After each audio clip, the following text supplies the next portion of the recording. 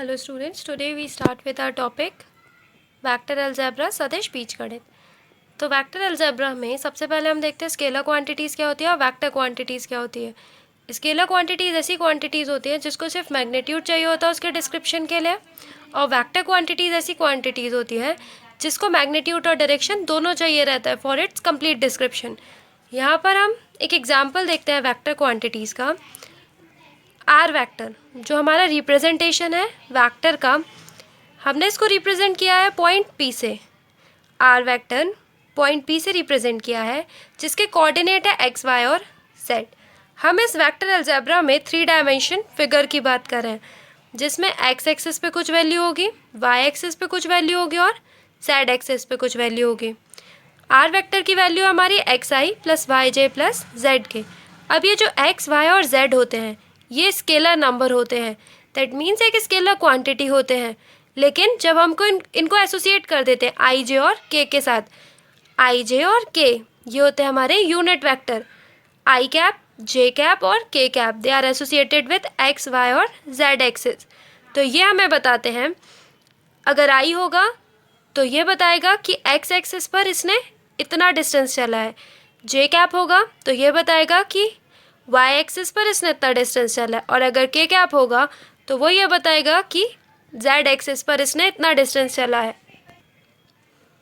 इसके बाद हमारा सेकंड टॉपिक है डिफरेंट टाइप्स ऑफ वेक्टर, सदिशों के विभिन्न प्रकार। तो सबसे पहले आता है इक्वल वेक्टर। इक्वल वेक्टर ऐसी क्वांटिटीज़ होती हैं, ऐसे वेक्टर होते हैं जिनका मैग्नीट्यूड और डायरेक्शन एक बराबर होता है। मैग्नीट्यूड मतलब जो स्केलर नंबर है उनके साथ वो सेम होंगे और जो डायरेक्शन है वो भी एक ही होना चाहिए। जैसे यहाँ पे ए एंड पी, इन दोनों का डायरेक्शन सेम है और इन दोनों की लेंथ सेम है।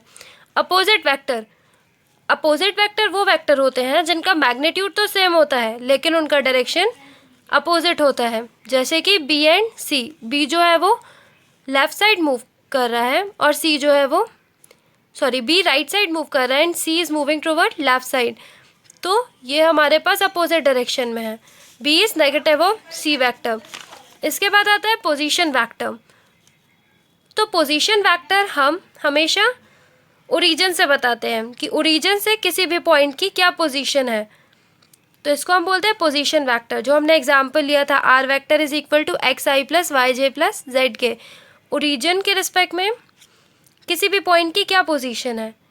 यहाँ पे एक नॉर्मल वेक्टर देखते हैं। नॉर्मल वेक्टर के साथ 2 चीज़ें एसोसिएटेड होती है, एक होती है टेल, एक होता है हेड। तो जो इसका डायरेक्शन जिस भी तरफ होगा वो होता है उसका हेड, और जिस तरफ डायरेक्शन का एरो नहीं होगा वो होती है उसकी टेल। तो टेल के हमें कोऑर्डिनेट्स दिए हैं 1, 2 एंड 3, हेड के कोऑर्डिनेट दिए हैं 4, 5 और 6। अब अगर हमको इससे एक वेक्टर फॉर्म करना है तो उसका मेथड क्या होता है, बी वाले जो कोऑर्डिनेट्स हैं उनसे सब्सट्रैक्ट कर दिया जाए ए वाले कोऑर्डिनेट्स को, और साथ में एक्स को ले लिया जाए आई यूनिट वेक्टर के साथ, वाई को ले लिया जाए जे यूनिट वेक्टर के साथ, और जेड को ले लिया जाए के यूनिट वेक्टर के साथ। एक्स है हमारे पास 4 - 1, इसको ले लिया आई यूनिट वेक्टर के साथ। वाई के कोऑर्डिनेट्स है 5 और 2, 5 - 2 इसको ले लिया जे के साथ, और 6 एंड 3, तो 6 - 3 को ले लिया के कैप के साथ। तो ये आ गया हमारा ए बी वेक्टर। ओपी के केस में भी यही हो रहा है, बस ओरिजिन के जो हमारे पॉइंट्स हैं वो क्या होंगे 0, 0 and 0। So x - 0 is 0, y - 0 is 0, z - 0 is vector, unit vector या एकांक सदिश। So vector having magnitude equal to 1, ऐसा वेक्टर जिसका मैग्नीट्यूड 1 होता है उसको हम बोलते हैं यूनिट वेक्टर। अब इसको हम डायरेक्शन शो करने के लिए भी यूज़ करते हैं। जैसे कि मैंने बताया आई जे के जो होते हैं वो यूनिट वेक्टर होते हैं, और वो हमें बताते हैं कि आई बताता है कि एक्स एक्सिस पे ये डिस्टेंस है, जे बताता है वाई एक्सिस पे ये डिस्टेंस है, और के बताता है कि जेड एक्सिस पे ये डिस्टेंस है। सो यूनिट वेक्टर का रिप्रेजेंटेशन होता है कैप से। अगर आर कोई एक वेक्टर है उसके ऊपर हम कैप यूज़ करें एरो की जगह तो वो हो जाता है R unit vector. R unit vector की वैल्यू निकालने के लिए आर वेक्टर को डिवाइड कर दिया जाता है आर वेक्टर के मैग्नीट्यूड से। अब मैग्नीट्यूड फाइंड करने का मेथड होता है हमारा आर वेक्टर को लिखते हैं इनसाइड मॉड्यूलस, और फिर उसमें जो एक्स वाई और जेड हमारे पास कोऑर्डिनेट्स होते हैं, इनका स्क्वायर करके एडिशन कर देते हैं और अंडर रूट ले लेते हैं। Under root of x square plus y square plus z square under root, तो इससे हमारे पास निकल आता है आर, वेक्टर का मैग्नीट्यूड, परिमाण आर वेक्टर का। तो ये होता है हमारे पास फॉर्मूला आर यूनिट वेक्टर का। आर यूनिट वेक्टर बराबर R vector divided by magnitude of R vector. Zero और नल वेक्टर, जीरो और नल वेक्टर होते हैं कोई भी दो वेक्टर का सब्सट्रैक्शन, बराबर होता है जीरो वेक्टर के। इसकी वैल्यू जीरो ही होती है। या आप ये बोल सकते हो कि ऐसा वेक्टर जिसका हेड और टेल सेम हो, तो वो हो जाता है हमारा जीरो वेक्टर। कोलिनियर और पैरेलल वेक्टर, कोई भी दो वेक्टर्स हमारे अगर सेम प्लेन में होंगे या पैरेलल लाइन के फॉर्म में होंगे तो हम उनको बोलते हैं कोलिनियर वेक्टर। जैसे कि ए और सी, ये दोनों पैरेलल हैं, सी और बी ये भी पैरेलल है। तो इस केस में हम क्या लिख सकते हैं कि ए जो है वो के टाइम्स ऑफ बी के बराबर है, ए जो है वो के टाइम्स ऑफ सी के बराबर है, और के जो होगा वो एक स्केलर नंबर होगा। ए वेक्टर इज इक्वल टू के टाइम ऑफ बी वेक्टर और ए वेक्टर इज इक्वल टू के टाइम ऑफ सी वेक्टर। इसके साथ साथ ए के ऊपर अगर हम एक और कोई वेक्टर ड्रॉ करते तो वो भी कोलिनियर होता। After it we are having को इनिशियल वेक्टर, सह प्रारंभिक vector. Two or more vector with same initial point, अगर कोई भी दो वेक्टर उनके इनिशियल पॉइंट सेम होगा तो हम उनको बोलते हैं को initial vector. Initial point that means they are having same tail और different heads. A B and AC, they are co-initial vector because their starting point is A. Addition और subtraction of vector, तो जब भी कोई दो vectors का addition होता है उसके लिए दो लॉ फॉलो होते हैं, या तो ट्राइंगल लॉ या तो parallelogram law. In most of the cases we use triangle law. Triangle law ये बोलता है कि अगर ट्राइंगल के दो साइड कोई भी दो वेक्टर्स को एक डायरेक्शन में रिप्रेजेंट कर रहे हैं, जैसे कि यहाँ पे ए बी का डायरेक्शन सेम है, बी सी का डायरेक्शन सेम है, but A C is in opposite direction. इस केस में जो अपोजिट डायरेक्शन वाला वेक्टर होता है वो बराबर हो जाता है वेक्टर जो सेम डायरेक्शन में होंगे उनके सम के। यहाँ पे ए सी वेक्टर जो अपोजिट डायरेक्शन में है, A C and this B C, they are in same direction where as A C is in opposite direction. तो A C is equal to A B plus B C. This is triangle law of addition in vectors. Then parallelogram law of addition. तो parallelogram law में अगर ओ ए O B हमारे पास कोई ऐसे दो vector हैं जो कोलिनियर हैं, सॉरी को इनिशियल हैं, ओ से स्टार्ट हो रहे हैं ये, और यहाँ से एक और वेक्टर ओ सी निकल रहा है, बी और सी को सब्सटेंड करने पर और ए और सी पे वेक्टर को ड्रॉ करने पर हमारे पास क्या आ जाएगा, ओ बी बी सी ओ ए सी। तो इस पैरेललोग्राम का जो साइड है ओ ए प्लस ओ बी ये बराबर होता है ये डायगोनल के जो इस पैरेललोग्राम के दो अपोजिट साइड को मिलाएगी। दैट मीन्स ये O A vector, O B vector is equal to this O C diagonal, A plus B is equal to C. Component of a vector, सदिश के घटक। हमारे पास कोई भी अगर वेक्टर होगा तो हम उसको कंपोनेंट्स में ब्रेक कर सकते हैं। जैसे कि यहाँ पर हमने एक्स और वाई कंपोनेंट लिए हैं अलॉन्ग एक्स एक्सिस और अलॉन्ग वाई एक्सिस। यहाँ पर जो हमारा वेक्टर वी है वो 2 डायमेंशन में लिया है, उसमें एक्स एक्सिस के अलॉन्ग लिया है वी एक्स और वाई एक्सिस के अलॉन्ग लिया है वी वाई। वी एक्स के लिए हमने माना है कि जो हमारा वेक्टर वी है it is forming theta with x axis. इस थीटा के लिए हमारे पास साइन थीटा और कॉस थीटा आ जाएगा। कॉस थीटा की वैल्यू हो जाएगी base upon hypotenuse V x upon V x upon V. अगर वी को कॉस थीटा के साथ ले जाओ तो वी एक्स की वैल्यू आ गई, और साइन थीटा के केस में हो जाएगा V y upon we Y को यहीं रहने दें, वी को इस साइड ले जाए तो ये हो जाएगा V y is equal to V sine theta. तो ये वी एक्स और वी वाई ये दोनों क्या हो गए हमारे पास इस वेक्टर वी के कंपोनेंट हो गए along x axis and y axis. So this is tan theta vy upon vx, that is perpendicular upon base, और लास्ट में आता है हमारा मैग्नीट्यूड ऑफ दिस v। तो ये तो बात ही 2 डायमेंशन में। इसके बाद आता है डायरेक्शन कोसाइन। तो what are direction angle? Direction angle ऐसे एंगल होते हैं जो हमारा कोई भी vector x axis, Y axis और जेड एक्सिस के साथ फॉर्म करता है। डायरेक्शन एंगल जैसे कि इस केस में एक्स एक्सिस के साथ जो हमारा वेक्टर है ओपी, इसने अल्फा एंगल फॉर्म किया है। वाई एक्सिस के साथ जो ओपी है उसने बीटा एंगल फॉर्म किया है, और जेड एक्सिस के साथ इसने गामा एंगल फॉर्म किया है। तो ये होगा direction angle along x axis, Y axis और Z axis. Direction cosine, cosine मतलब उसी एंगल का कॉस थीटा ले लिया जाए। यहाँ पे अल्फा को अगर कॉस अल्फा लिख लिया जाए तो ये हो जाएगा direction cosine along x axis. Cos beta ले लिया जाए तो direction cosine along y axis. Cos gamma ले लिया जाए तो this is direction cosine along z axis. अब अगर इस कॉस अल्फा, कॉस बीटा और कॉस गामा की वैल्यू निकाली जाए तो हमारे पास वैल्यू आ जाएगी, आर वेक्टर की जगह हो जाएगा मैग्नीट्यूड ऑफ आर, जो इसकी लेंथ है ओ से लेकर पी तक। तो वो होता है हमारा under root of x square plus y square plus z square. तो यहाँ पे आ गया आर, हाइपोटेनस है, एक्स और वाई हमें पता है कि इस पी के साथ एसोसिएटेड होते हैं, जो क्या बताते हैं हमको, इसके कोऑर्डिनेट एक्स वाई और जेड। आर की जगह पे यहाँ पे होगा हमारे पास magnitude of are.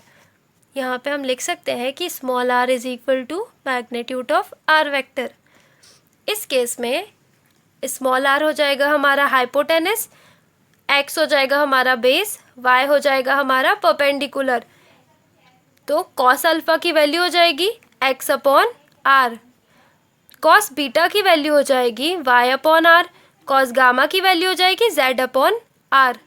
Axis change करते जाते हैं हम, इसको वाई कर देते हैं, इसको जेड कर देते हैं, फिर इसको जेड कर देते हैं और इसको एक्स कर देते हैं। तो यहाँ पे कोऑर्डिनेट चेंज होते जाएंगे। अगर ये वाई हो जाएगा, ये जेड हो जाएगा, तो यहाँ पर वाई आ जाएगा और यहाँ पर जेड आ जाएगा। तो इससे हमारे पास आ गया x is equal to R cos alpha, y is equal to R cos beta, z is equal to R cos gamma. अब इसको अगर हम अपने आर वेक्टर में पुट कर दें तो आर वेक्टर में आ जाएगा x I plus Y J plus Z के। एक्स की जगह पर आर कॉस अल्फा, वाई की जगह पर आर कॉस बीटा और जेड की जगह पर आर कॉस गामा। हम इन कॉस अल्फा, कॉस बीटा और कॉस गामा को एल, एम और एन से भी डिनोट कर सकते हैं। तो हमने यहाँ पे cos alpha, cos beta, cos gamma के लिए एल, एम और एन रख दिया। तो R vector upon R modulus is equal to L I plus M J plus N K. ये एक इक्वेशन आ गई हमारे पास। After direction cosine our next topic is multiplication of two vector, दो आदेशों का गुणन। इसको दो तरीके से किया जाता है, स्केलर प्रोडक्ट से या तो फिर वेक्टर प्रोडक्ट से। स्केलर प्रोडक्ट को हम डॉट प्रोडक्ट भी बोलते हैं। डॉट प्रोडक्ट के लिए जो नोटेशन यूज़ होता है वो कोई दो वेक्टर के बीच में एक डॉट का सिंबल, इसकी वैल्यू होती है ए बी कॉस थीटा। यहाँ पर ए वेक्टर और बी वेक्टर के बीच में जो थीटा होता है उसका कोसाइन एंगल वो होता है हमारा ए डॉट बी के बराबर, ए बी कॉस थीटा। और यहाँ पे जो ए बी है वो मैग्नीट्यूड है किसके, वेक्टर ए और वेक्टर बी के। रिजल्टेंट जो होता है हमारे पास ए डॉट बी का वो हमेशा एक नंबर आता है, इसी कारण से ये स्केलर प्रोडक्ट और डॉट प्रोडक्ट कहलाता है। स्केलर प्रोडक्ट क्योंकि लास्ट में एक स्केलर क्वांटिटी आएगी। Dot product of unit vector, unit vector जो होता है हमारे पास I dot I, J dot J, के डॉट के, इनका डॉट प्रोडक्ट क्या होता है।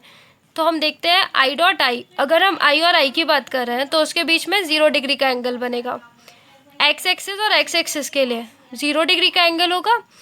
आई का मैग्नीट्यूड होता है 1 कॉस 0 डिग्री, कॉस 0 इज 1, तो आई डॉट आई की वैल्यू होती है 1। जे डॉट जे में भी यही होगा, के डॉट के में भी यही होगा। लेकिन जब हम आई और जे की बात कर रहे हैं तो इनके बीच का एंगल हो जाता है 90 डिग्री का। And we are having formula A dot B is equal to A vector dot B vector is equal to A B cos theta. Cos theta आ गया 90 डिग्री।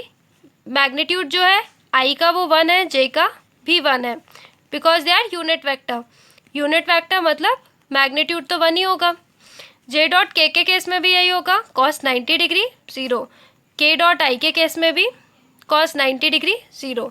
यहाँ पे एक एग्जाम्पल देखते हैं कि हम सॉल्व कैसे करेंगे डॉट प्रोडक्ट को। तो यहाँ पे एक वेक्टर ए दिया हुआ है, एक वेक्टर बी दिया हुआ है और इन दोनों का डॉट प्रोडक्ट निकालना है। 3i + 4j + 2k p = 2i - j + k। हमने यहाँ पे लिख लिया दोनों को ब्रैकेट में। 3i जो है वो पूरे इस ब्रैकेट के साथ ऑपरेट होगा विद डॉट प्रोडक्ट, 4j भी पूरे ब्रैकेट में मल्टीप्लाई होगा with dot product, 2k dot product में जाएगा इस पूरे ब्रैकेट के साथ। हमने एलिमेंट्स ले लिए, मल्टीप्लाई कर दिया, 3 × 2 6 i डॉट आई।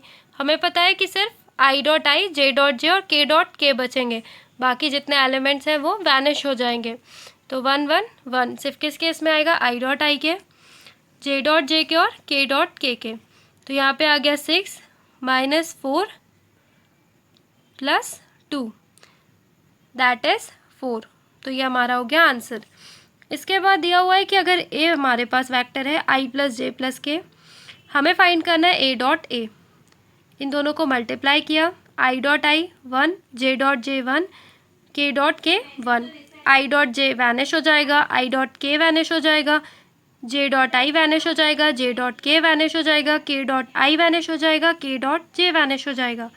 इसके बाद आता है वेक्टर और cross product of two vectors. सदिश गुणन।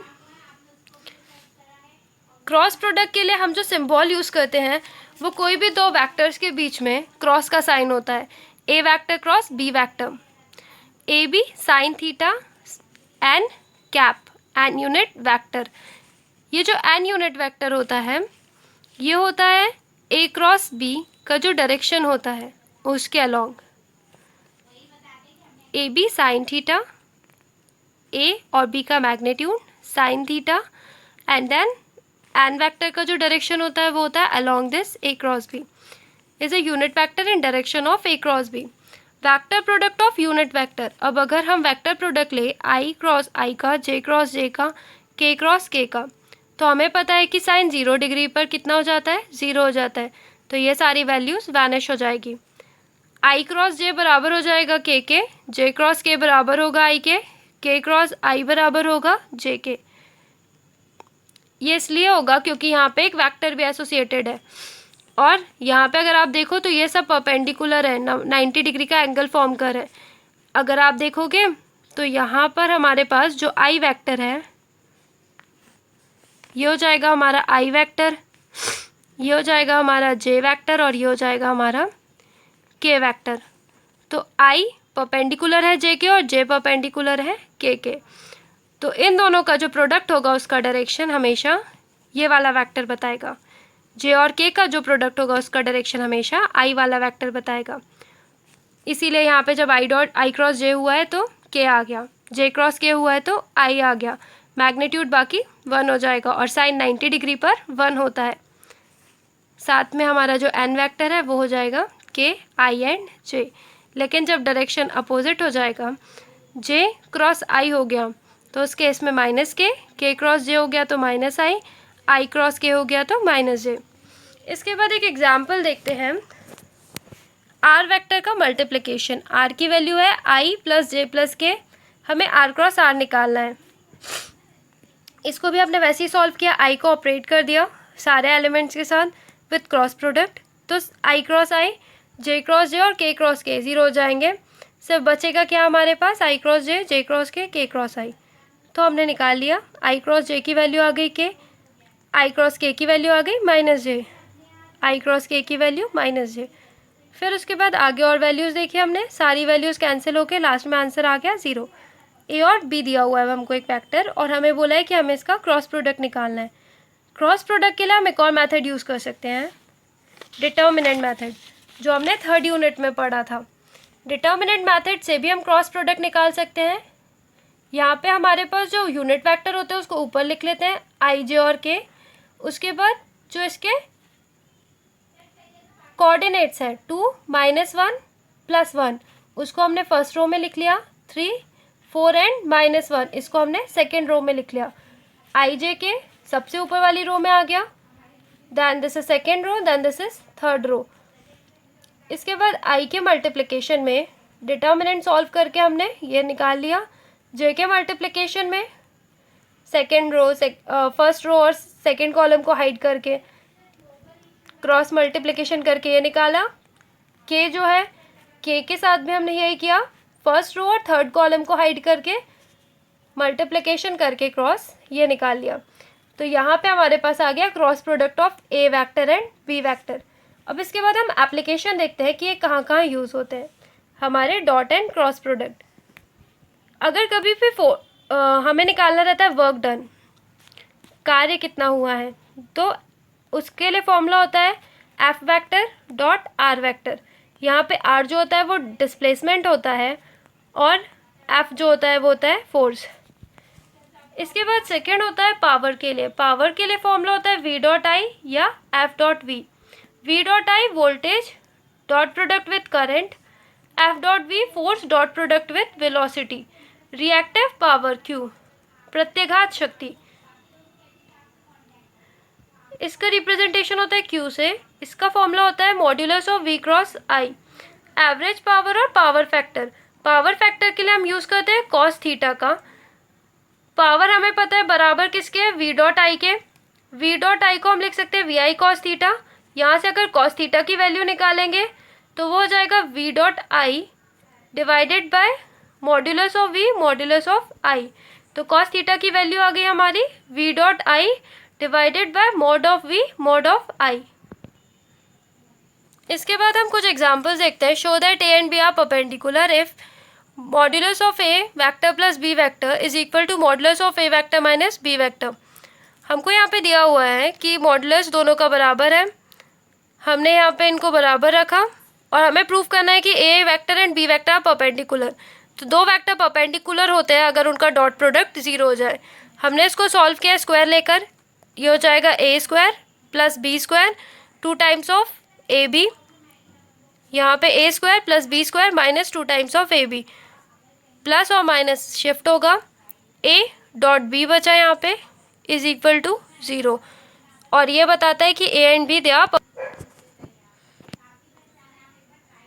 ए square is equal to, in triangle ABC prove that by vector method a square is equal to b square plus c square minus of 2bc cos a, and second thing is a is equal to b cos c plus c cos b.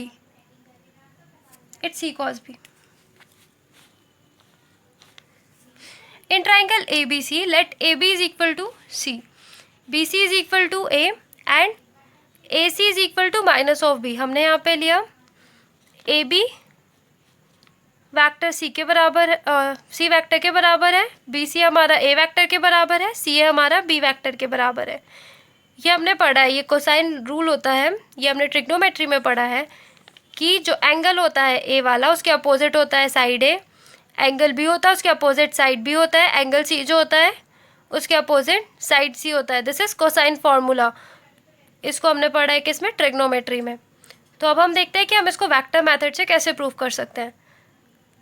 तो हमने पहले assume कर लिया कि जो हमारा B vector है वो बराबर किसके है, ए सी सी ए के बराबर है, हमारा जो ए वेक्टर है वो बराबर है बी सी के, और हमारा जो सी वेक्टर है वो बराबर है ए बी के।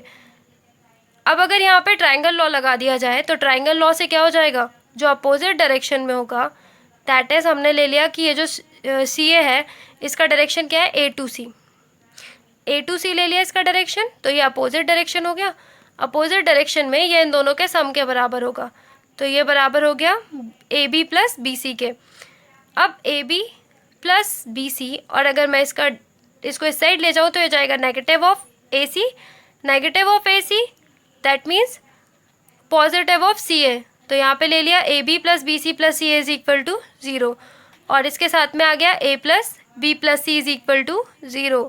इनकी जब हमने वैल्यू रख दी, ए की वैल्यू आ गई minus of B minus of C, modulus ले लिया और स्क्वायर कर दिया हमने दोनों तरफ, तो ये वैल्यू आ गई ए मॉड्यूलस का square is equal to B square plus C square plus 2 times of B vector dot C vector, A vector dot A vector जो हमारा ए वेक्टर का स्क्वायर है। डॉट प्रोडक्ट के केस में क्या हो जाएगा, modulus of A cos 0 degree, क्योंकि दोनों वेक्टर के बीच में थीटा होगा 0 डिग्री का, कॉस 0 इज़ 1, तो यहाँ पे आ गया ए स्क्वायर, यहाँ पे आ गया B square, C square 2 times of B dot C, 2 times of B dot C के लिए हो जाएगा 2 times of B modulus C modulus cos of pi minus A, जो हमारे पास इन दोनों के बीच का एंगल है, बी ए और सी ए के बीच का एंगल, ए बी और ये ए बी और सी ए के बीच का एंगल।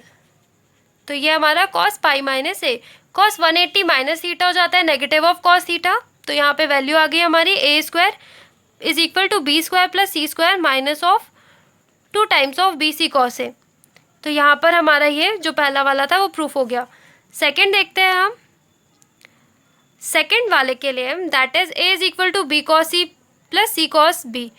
इसको प्रूफ करने के लिए हमने अपनी कंडीशन ली A is equal to minus of B minus of C वाली। इस कंडीशन में हमने ए वेक्टर का डॉट प्रोडक्ट ले लिया दोनों तरफ। A vector dot product with A vector is equal to minus of A vector dot product with B vector minus of A vector dot product with C vector. तो A dot A की value हमारी बराबर हो गई किसके, A modulus into A modulus cos 0 degree.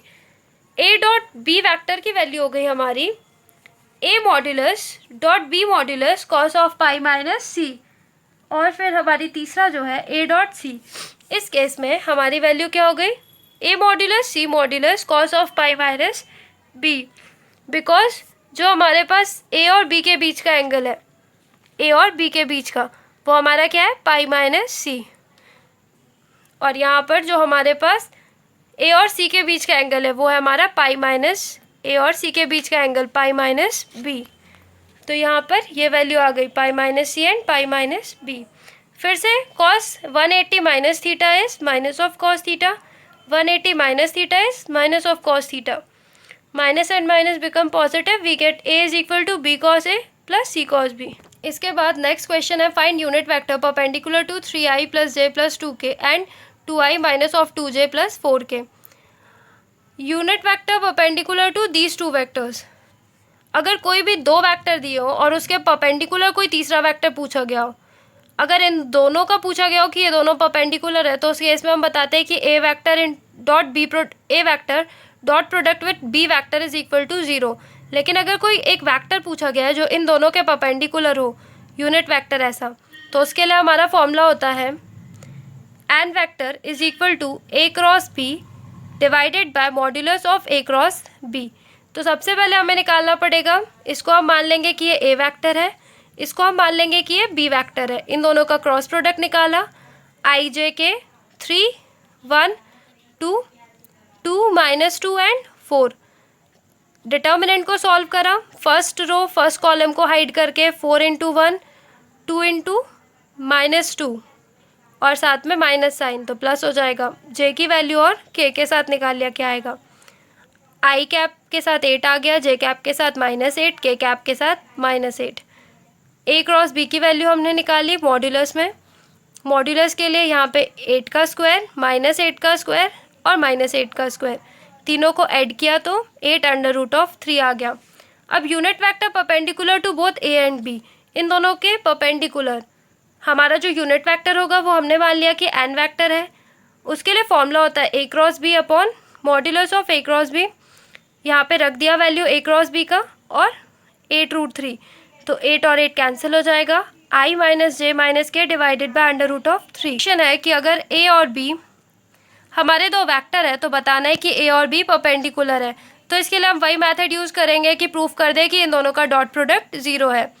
Dot product के लिए ए की वैल्यू रख दी, बी की वैल्यू रख दी, और फिर यहाँ पे क्या हो जाएगा 2 -2, आई डॉट आई 1 होता है, जे डॉट जे 1 होता है, के डॉट के 1 होता है, बाकी सारे 0 हो जाते हैं, I dot J I dot के एंड सो ऑन। तो 2 -2 plus 1 plus 1 -2 plus 1 plus 1 -2 and -2 0। That means कि ये कैसे हैं, परपेंडिकुलर है। इसके बाद नेक्स्ट क्वेश्चन है हमारा फाइंड द पावर फैक्टर एवं reactive power of electric circuit if voltage V is 3I plus 4J volt and current I is 6I plus 8J। हमें शक्ति घटक और प्रत्याघात शक्ति निकालनी है। तो पावर का फॉर्मूला होता है V डॉट आई। वोल्टेज हमको दिया हुआ है और करंट भी हमको दिया हुआ है, दोनों का डॉट प्रोडक्ट हमने फाइंड कर लिया। 3 × 6 18, 4 × 8 32, we get 50 watt of power. Power factor के लिए फॉर्मूला होता है cos theta is equal to V dot I divided by modulus of V vector modulus of I vector. तो अगर इसका मॉड निकालेंगे तो हो जाएगा 3 का स्क्वायर प्लस 4 का स्क्वायर अंडर रूट 3 का स्क्वायर दैट इज 9 प्लस 4 का स्क्वायर 16 अंडर रूट। आई का अगर मॉडुलस निकालते हैं तो 6 6 36, 8 8 64 under root 50 upon 25 and 100। So we get cos theta is equal to 1। तो ये आ गया हमारा पावर फैक्टर। इसके बाद आता है हमारा रिएक्टिव पावर। रिएक्टिव पावर होता है cross product of V and I। Voltage दिया था हमको 3I प्लस 4J और के लिए कुछ नहीं था, तो हमने यहाँ पे ले लिया क्रॉस प्रोडक्ट दोनों का। एक और बार देख लेते हैं रिएक्टिव पावर का। यहाँ पे क्या था 3I plus 4J, 3I plus 4J और के की कोई वैल्यू नहीं थी तो हमने ले लिया प्लस 0 के। यहाँ पर भी 6I प्लस 8J था, 6I प्लस 8J और के की कोई वैल्यू नहीं थी तो इसको भी हमने 0 ले लिया। तो जब हम I के लिए निकालेंगे तो 4 × 0 8 × 0, J के लिए निकालेंगे तो भी 0 0, के लिए निकाला तो 3 8 24, 4 6 24, 24 माइनस 24 0। रिएक्टिव पावर आ गया हमारा 0। इसके बाद बुक में जो और क्वेश्चन दिए हुए हैं उनको सॉल्व कर लीजिएगा। Thank you.